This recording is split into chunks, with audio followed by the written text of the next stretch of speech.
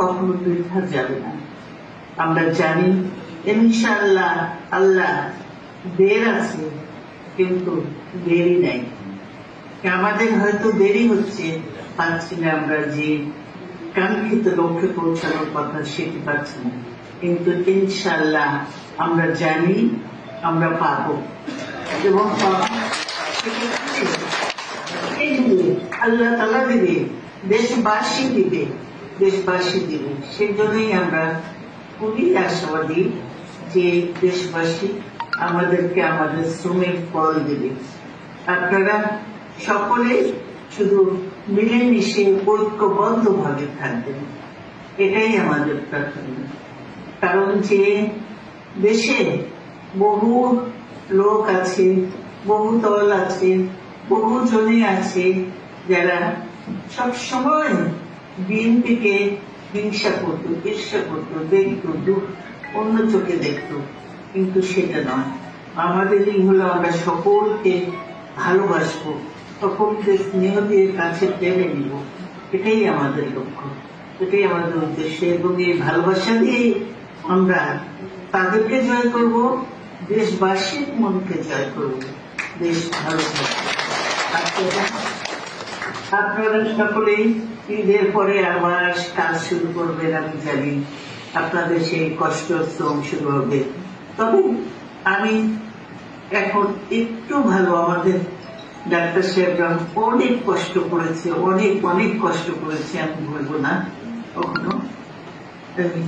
তো কাজেই এই কষ্ট করেছি, এই কষ্টের ফল আমি পাচ্ছি। এখন একটু একটু আমি এখন নড়াচড়া করতে পারি, চলাফেরা করতে পারি, আরো কিছু বাকি আছে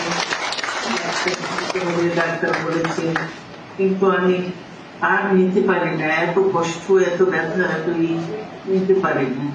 সেই জন্য ওই যাই যাবো করেও যায়নি, কিন্তু যেতে হবে, নাহলে এগুলো ঠিক হবে না, সেই ইয়েতে আছি।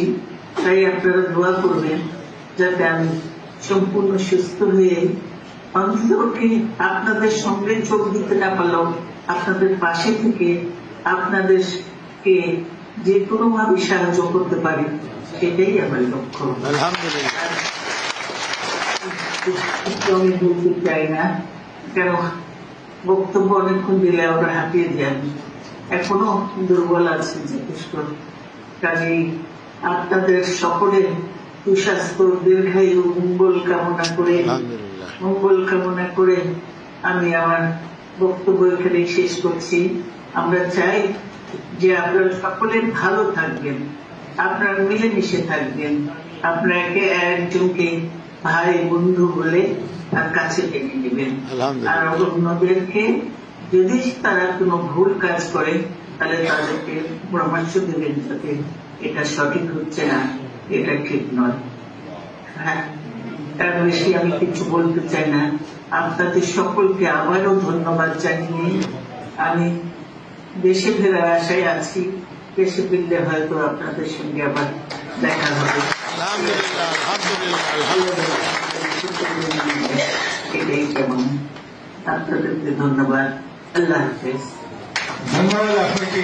আমাদের সবচেয়ে প্রিয় মানুষ, এই দেশের এই 16 কোটি মানুষের সবচেয়ে প্রিয় মানুষ, স্বাধীনতা, সার্বভৌমত্ব এবং গণতন্ত্রের অতন্দ্র প্রহরী হিসাবে মানুষ আপনাকে জানে। সেই জন্যই আপনার প্রতি তাদের যে ভালোবাসা, অকৃত্রিম ভালোবাসা আপনার প্রতি সবসময় রয়েছে।